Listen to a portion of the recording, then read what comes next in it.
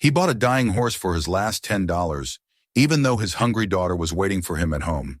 People laughed, calling him crazy. But just a few months later, that very horse changed their lives. Subscribe to the channel and comment below which country you're watching this video from. The wind came low and dry across the empty fields, carrying with it the smell of dust, manure, and something faintly metallic. It rattled against the windows of an old aluminum trailer that sat at the edge of the road, its roof patched with tin and hope. Inside, the air was thin and cold. A single candle flickered on the table, throwing weak light on the cracked walls, and a man sitting beside them, elbows resting on his knees, staring at the worn bills in his hand. $10.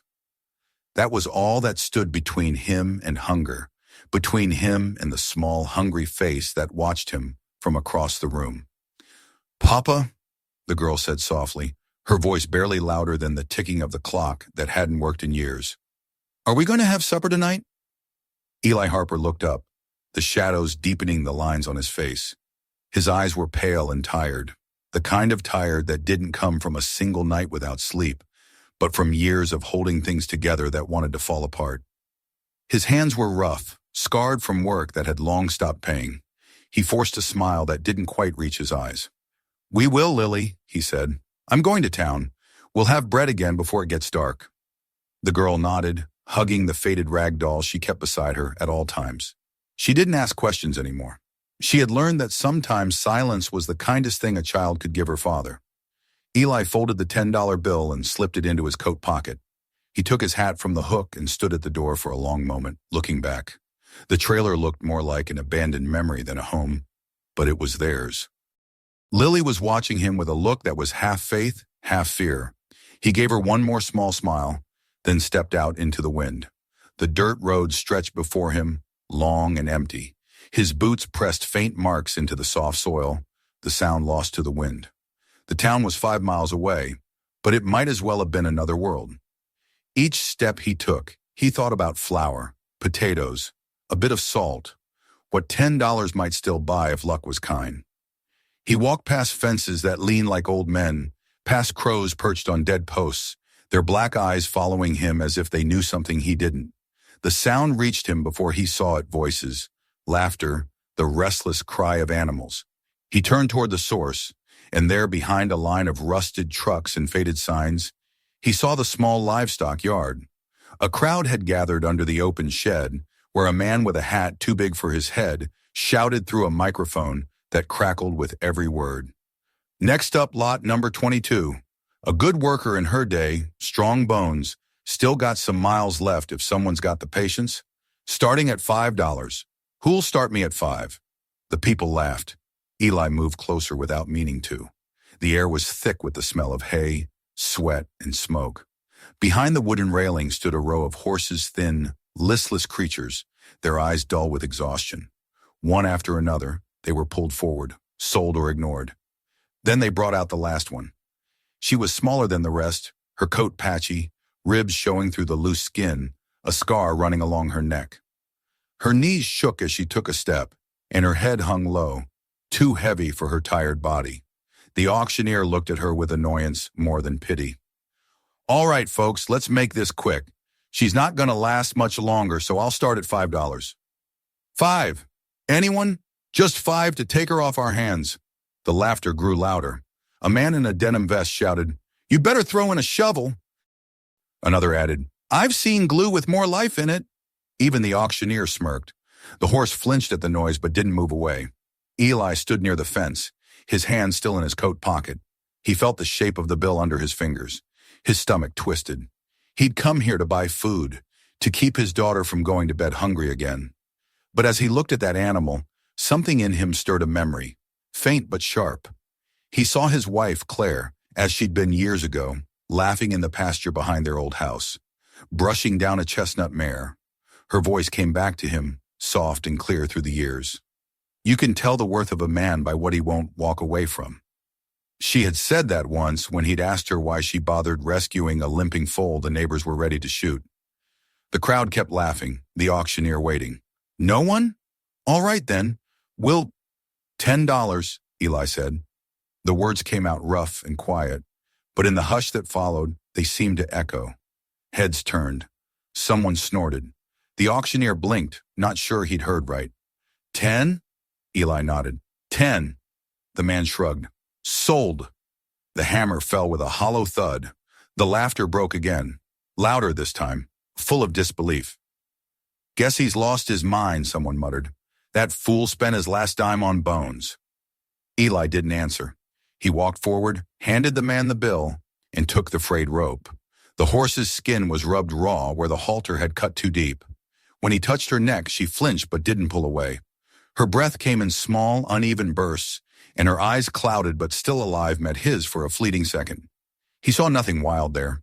No fear or defiance, only the quiet exhaustion of something that had carried too much weight for too long. He murmured almost to himself, "It's all right now." The auctioneer was already moving on to the next lot. The crowd dispersed, their laughter fading into the sound of truck engines and gravel. Eli led the horse out of the yard, the rope slack between them. The road home stretched far and pale beneath the sinking sun. The fields were empty, the sky wide and burning orange. The horse stumbled with nearly every step, but she followed. Eli walked beside her in silence. His boots sank into the dust with each slow, deliberate movement. The air smelled of dry grass and old earth. Now and then, he glanced at the animal beside him. She walked with her head low, her breathing uneven, the sound rasping like wind through a broken flute. He knew she wouldn't make it fast or far, but he also knew that wasn't the point. He hadn't bought her to save her life. He'd bought her because leaving her there would have been one cruelty too many. The sun dipped lower, turning the sky to copper. Eli's shadow stretched long beside the horses, the two merging at times on the uneven ground. The silence around them was so complete that he could hear the steady rhythm of her hooves, the soft hiss of her breath, his own heartbeat keeping pace. When the first stars began to appear, he saw the outline of the trailer far in the distance, a small shape against the endless dark. Smoke rose weakly from the chimney. Lily must have lit the stove again, trying to keep warm. He felt the familiar weight of guilt pressing on him, heavier with each step.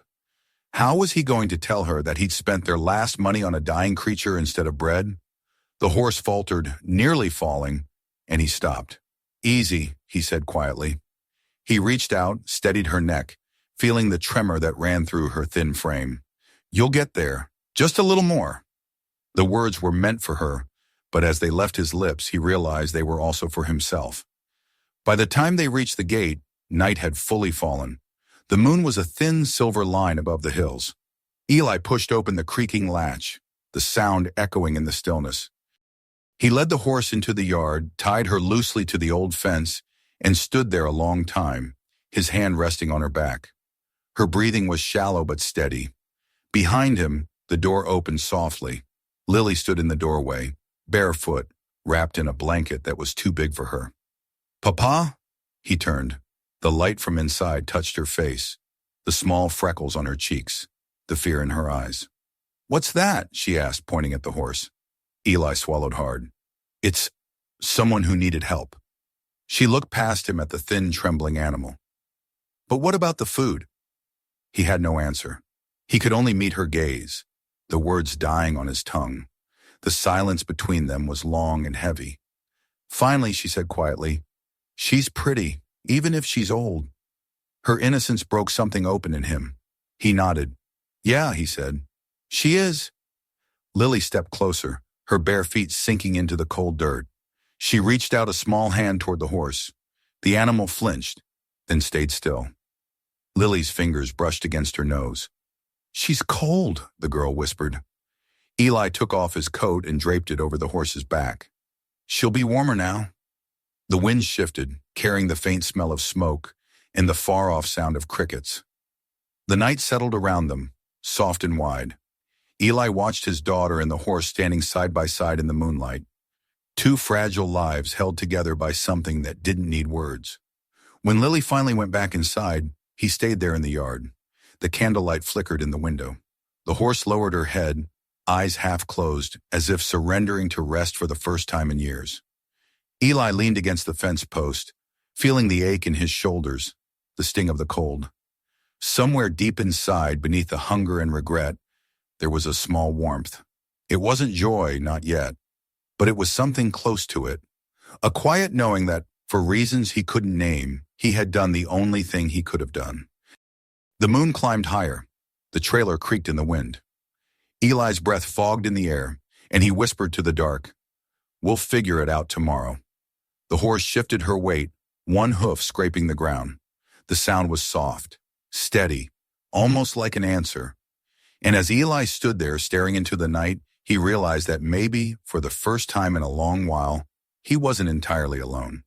The night was long and windless, the kind of night when silence felt heavier than cold. Eli sat by the small stove, feeding it with scraps of dry wood that hissed and smoked more than they burned. The trailer was dim, its corners swallowed by shadow. The horse stood outside beneath the tin roof of the shed, a dark shape in the moonlight, unmoving except for the slow rise and fall of her ribs. Every now and then, he heard her shift her weight, the soft drag of hooves across the dirt. Each sound reached him like a question he didn't know how to answer. Lily slept on the narrow cot in the corner, her face turned toward the wall. Eli watched her for a long time. The child had learned to sleep light. She could wake at the faintest creak, but tonight she didn't stir. Maybe hunger had tired her more than fear. He felt the same gnawing hollowness inside himself, not only in his stomach, but somewhere deeper, a place that had been empty for years. He reached into his pocket, touched the torn edge of a paper scrap where the $10 bill had been. It was gone now, traded for a life that might not last the week.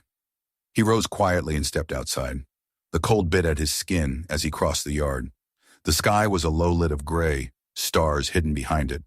The horse lifted her head when she heard him, ears twitching. Eli stopped a few feet away, watching the thin mist that came from her nostrils.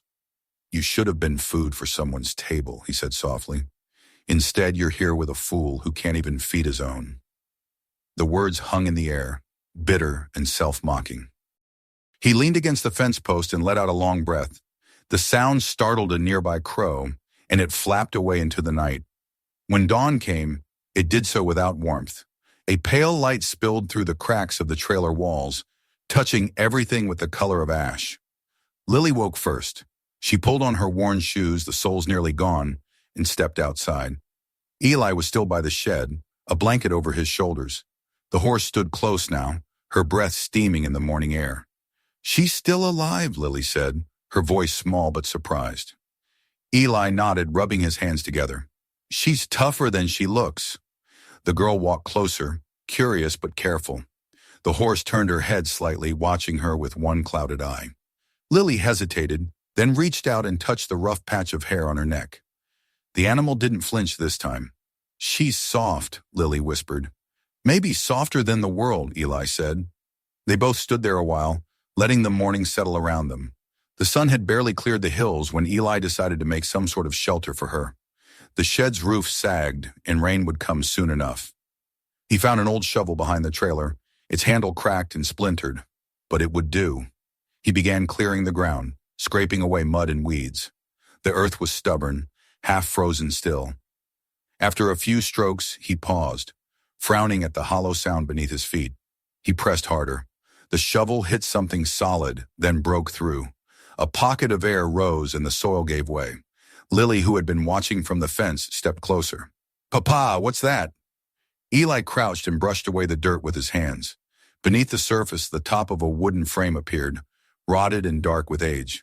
"Looks like a well cover," he murmured. He pried at it until a board snapped loose. When he leaned over, a faint shimmer reflected from below. He grabbed the rope that hung nearby, tied a rusted bucket to it, and lowered it carefully. When he pulled it back up, water sloshed over the rim, clear, cold, clean. Lily clapped her hands. "Papa, it's real water." Eli stared into the bucket as though it were a miracle. He dipped his fingers in, tasted it, and for the first time in years he laughed, a short, disbelieving laugh that sounded foreign in his throat. "It's clean," he said. "It's good water." From across the fence came a voice. Old Joe, the neighbor from 2 plots down, was leaning on the gate, his hat pushed back on his head. "You found a spring?" he called. Eli turned, still holding the bucket. "An old well, looks like." Joe whistled low. "You don't know what you just stumbled on, Harper. Folks been looking for a fresh source around here for 20 years. The town's well's near dried up. Eli blinked, still half in disbelief. You're saying this might be worth something? Joe nodded, his eyes wide. More than something. You could sell water to half the valley come summer. After the neighbor left, Eli stood by the uncovered well, staring down at the black circle of water below. His hands shook slightly. He hadn't prayed in years, not since the day they buried Claire. But he whispered something now. Not a prayer exactly, more a thank you to whatever mercy still bothered to look his way. That evening, the trailer smelled faintly of food again. Nothing much, just potatoes fried in oil and a crust of bread Joe had brought when he heard the news. But for Lily, it was a feast. She ate slowly, eyes bright, as if afraid it would disappear. Can we give some to her? She asked, nodding toward the shed. Eli smiled. We can spare a piece. They went outside together. The horse lifted her head when Lily approached. The girl held out a bit of bread, and after a moment's hesitation, the animal took it gently from her hand. Lily laughed, a sound so pure that Eli had to look away. See, she's hungry too, she said. She's got sense, he replied. She knows a good heart when she sees one. After Lily went to bed, Eli remained outside, sitting by the well. The air was warmer now, the faint smell of spring on the wind. He watched the horse in the dim light, her shape calm against the fence. Every once in a while she flicked her tail, shook her mane, alive in a way she hadn't been the day before. He thought about the men at the auction, their laughter, the way they'd looked at him like he'd thrown his money into the dirt. Maybe he had, but as he listened to the quiet rhythm of the horse's breathing and the faint trickle of water from the well, he felt something shift inside him. For the first time in years, the silence didn't sound like defeat. Before going in, he walked over to the horse, resting his hand against her neck. Her skin was warm under his palm. You did good, old girl, he said softly. You brought something back to this place. The horse turned her head slightly, brushing her muzzle against his sleeve. It wasn't affection exactly, more like acknowledgement, a small, tired gesture that said, we're still here. Eli smiled faintly. You and me both, he whispered. When he finally stepped back into the trailer, the candle had burned down to a stub. Lily was asleep, her small hand still clutching the corner of her blanket. Eli lay down on the cot beside her, the faint gurgle of water from outside filling the silence. He closed his eyes and thought of the well, of the horse, of the tiny thread of luck that had woven itself through the day. The world had not changed, not yet. The bills were still unpaid, the cupboard still thin. But there was water now, and life where there had been none. That was something. Before sleep took him, he whispered into the dark, Thank you. He didn't know who he was talking to, God, fate, or the broken old creature outside, but he meant it all the same. The night answered with nothing but the steady breathing of his daughter and the soft rustle of hay from the shed. And in that quiet, Eli Harper, for the first time in a long while, allowed himself to believe that tomorrow might not be worse than today. The morning after they found the well, the valley felt different. The air was still cold, but it carried a faint scent of thawing earth, of something waking beneath the frost. Eli stood beside the newly uncovered hole, his hands resting on the handle of the shovel. The water at the bottom shimmered faintly in the early light, a quiet, steady presence. Behind him, the horse shifted inside the small pen he'd patched together with old boards and rusted wire. Her breath came in soft, visible clouds, each one a reminder that she was still alive. He had spent most of the night thinking about what to do next. The well wasn't much yet, just a hole with a bit of luck at the bottom, but it was a start. For a man who had spent years moving from odd job to odd job, the thought of having something of his own again felt almost impossible. He rubbed his palms together, rough skin against rougher wood, and let himself smile. Lily came running from the trailer, hair tangled, boots on the wrong feet, her laughter cutting through the stillness. "Papa, look," she said, holding up a piece of carrot. "She likes it." The horse stood beside her, chewing slowly, head bent low so the child could reach. Eli leaned against the fence, watching them. "Don't spoil her too much," he said, though the softness in his voice made the warning hollow. "We've got work to do today." "What kind of work?" Lily asked. "The kind that keeps us fed," he replied. He spent the rest of the morning cleaning the area around the well. The boards that once covered it were too rotten to reuse, but he found an old metal rim in the shed and placed it over the opening to keep the dirt from falling in. He built a small pulley using scrap wood and wire, fashioned a crude handle, and tied the old bucket back on. When he turned the crank, the rope creaked but held firm. The bucket dropped into the dark and came back up full of clear water.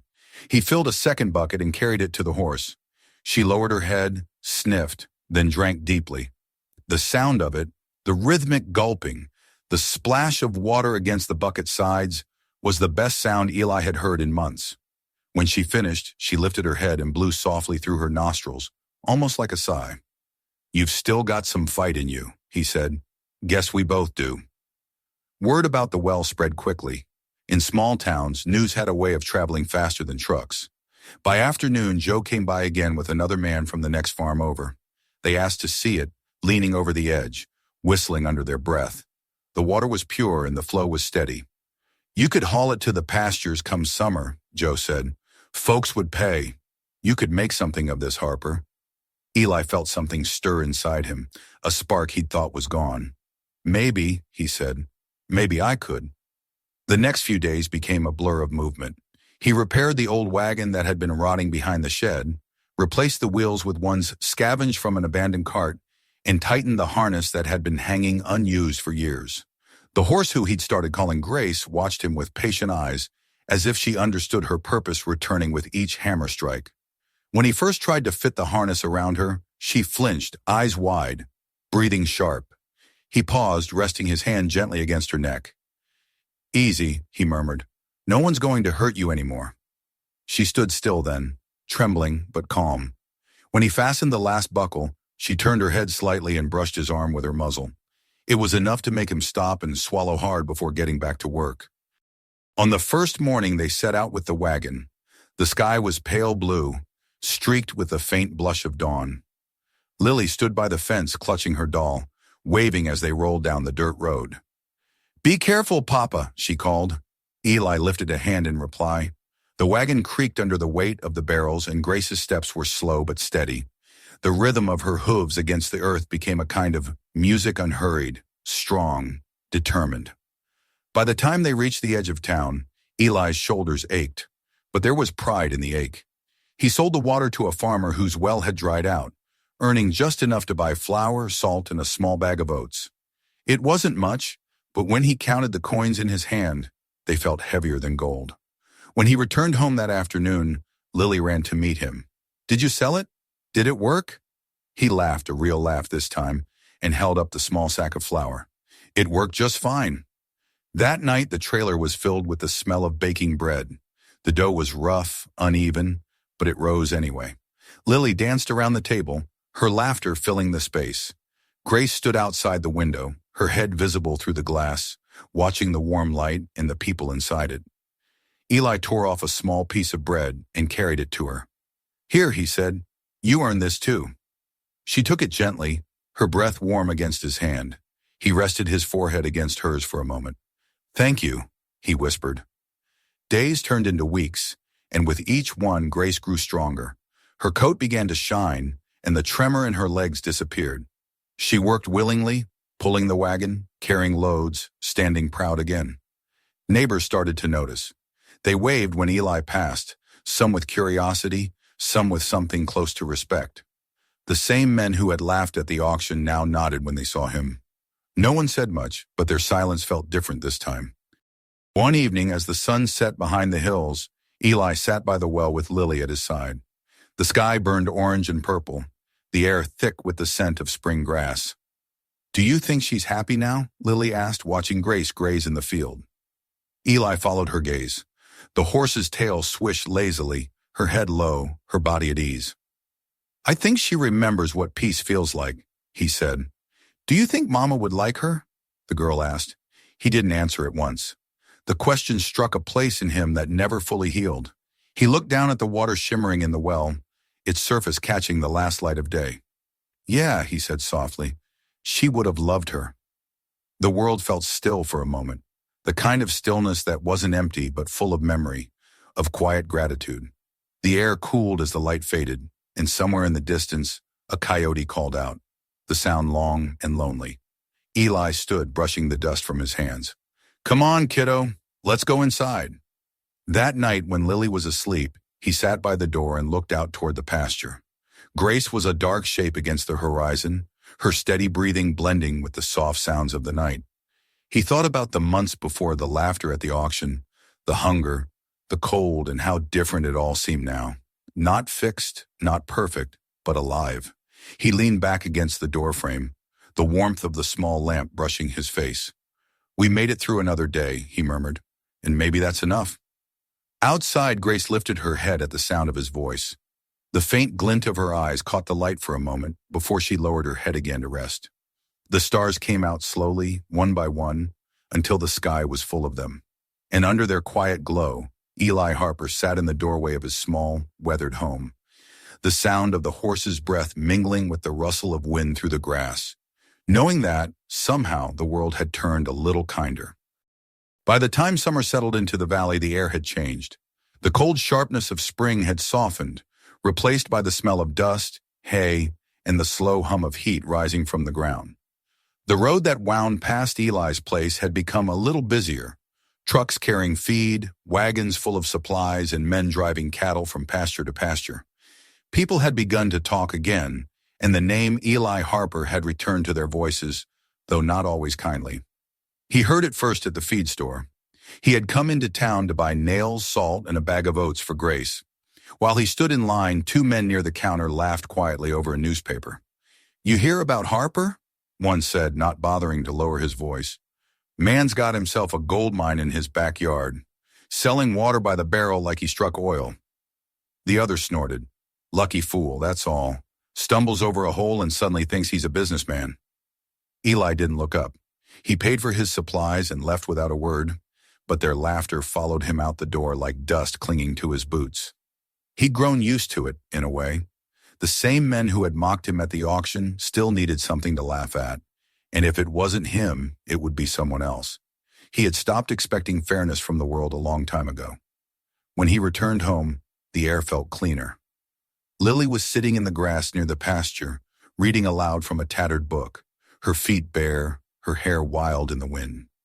Grace stood a few yards away, grazing lazily, her coat now a deep chestnut shimmer beneath the sun. She looked up when Eli walked through the gate, her ears twitching at the sound of his voice. "How'd she do today?" he asked. "She's been good," Lily said, closing the book. "She followed me around the whole morning. I think she likes my stories." "She's got good taste," Eli said with a faint smile. He set down the supplies, unrolled a length of wire, and began to mend the broken part of the fence.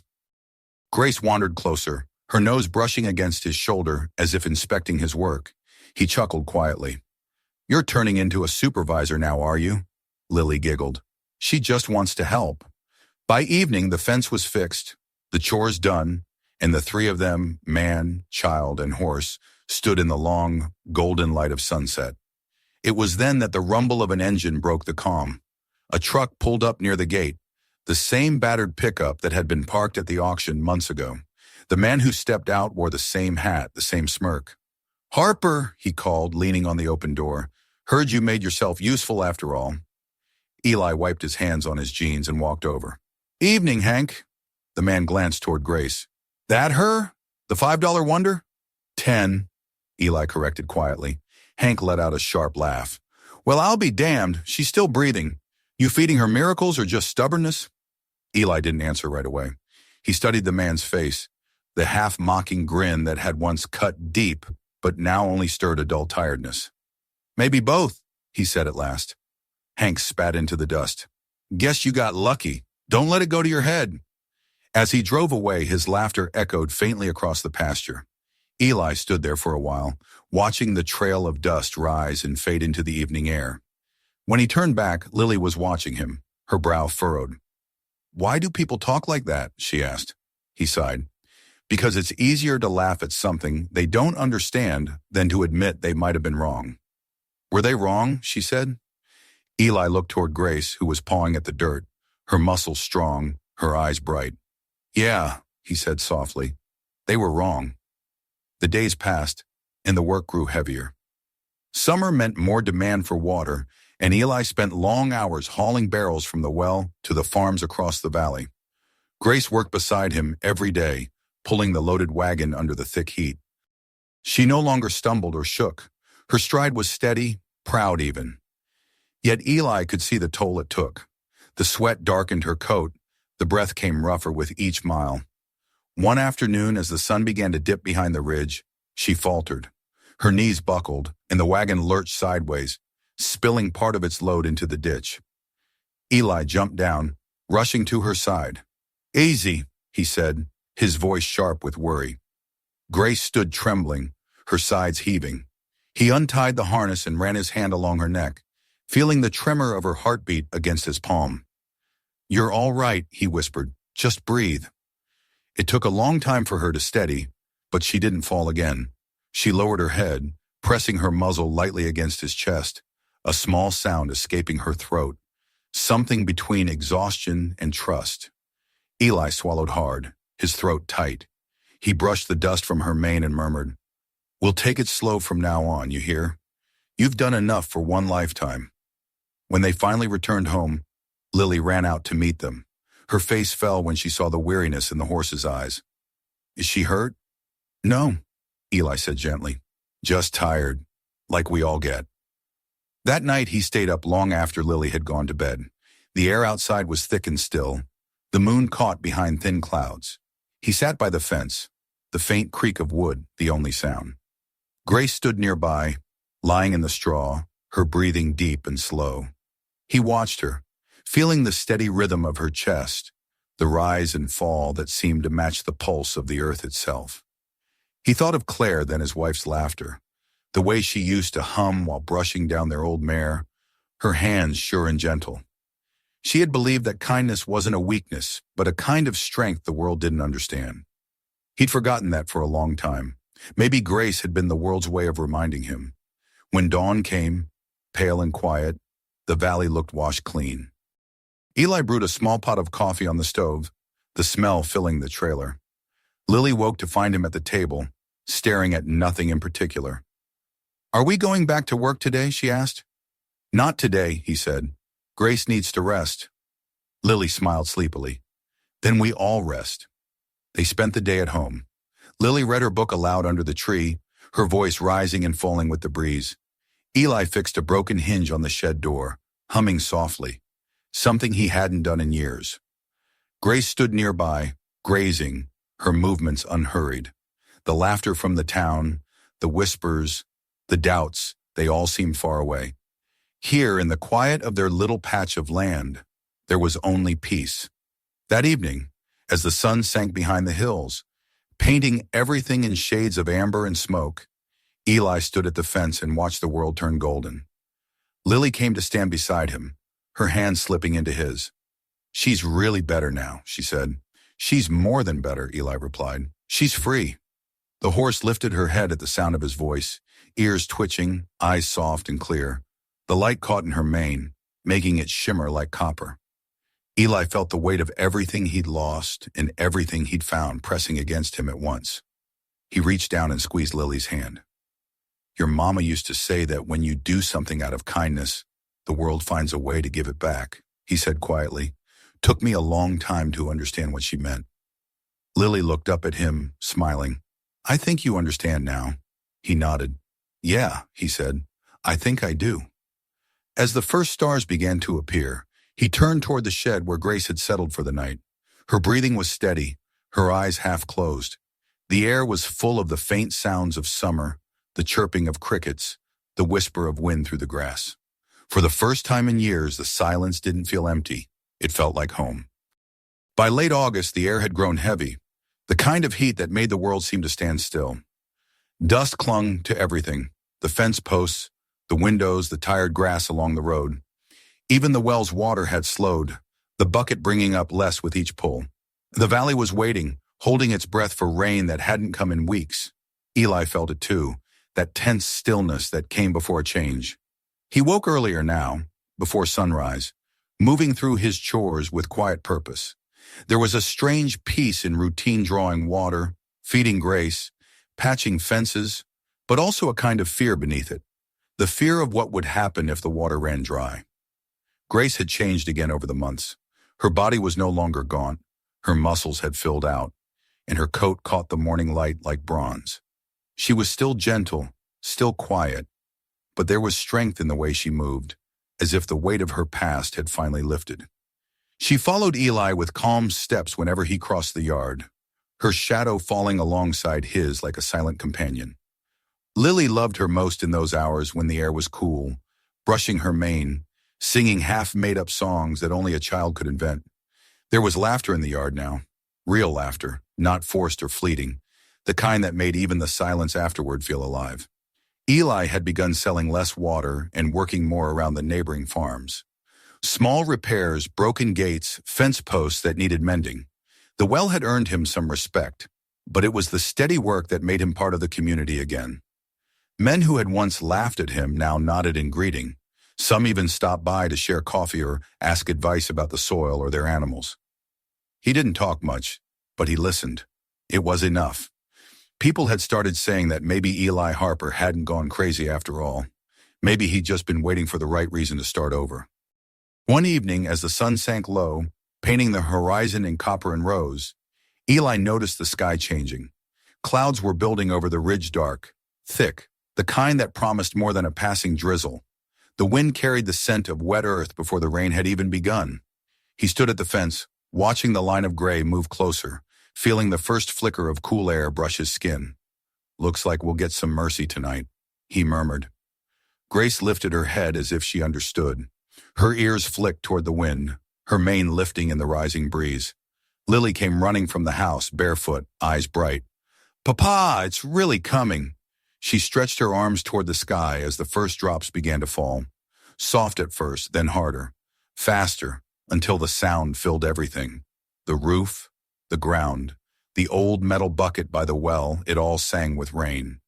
Eli laughed, a quiet, broken sound that felt like release. He lifted Lily into his arms, spinning her once as she squealed with joy. The drought, the hunger, the long months of waiting, all of it seemed to wash away in that single downpour. Grace didn't flinch. She stood calmly in the open, her coat slick with water, her eyes half closed as if savoring it. Eli watched her for a long moment, then carried Lily under the porch to stay dry.